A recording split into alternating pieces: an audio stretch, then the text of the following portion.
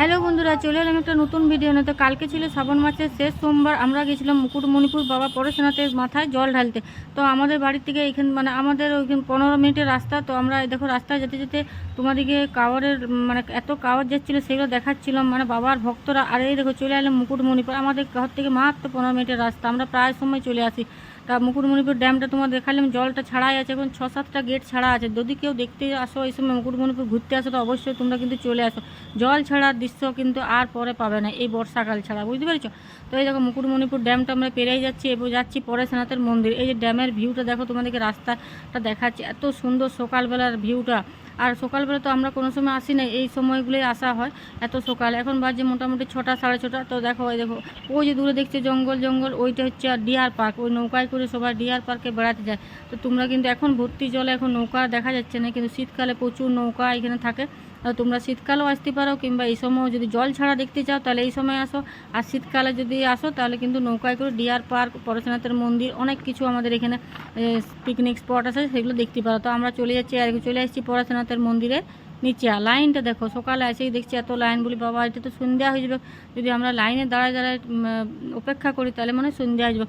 যাই হোক ঠেলাঠেলি গুঁজাগুঁজি করে আমরা বাইকটা নিয়ে চলে যাচ্ছি সামনে, পার্কিং করব। তো তোমরা সবাই বলো হর হর মহাদেব, কমেন্টে সবাই বলো জয় ভোলে বাবা পার করেগা। তাই দেখো ভিড়টা দেখো, কেউ ছাড়ি দেয় না, সবাই ঝাড়ি চলে এসেছে সোমবার, শেষ সোমবার শ্রাবণ মাসের।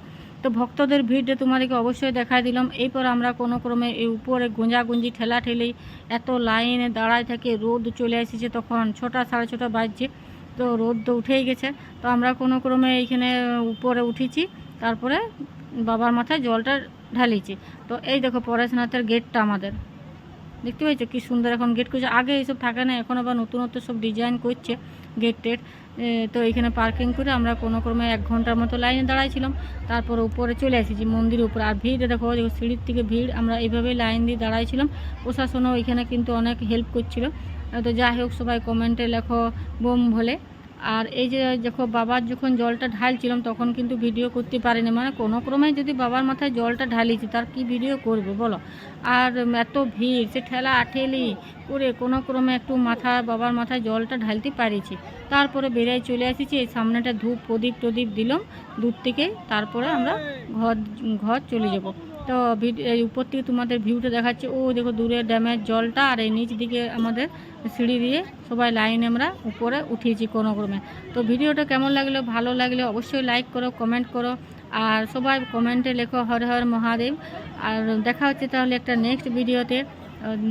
তো তোমরা ভালো থাকো, সুস্থ থাকো, টাটা বাই।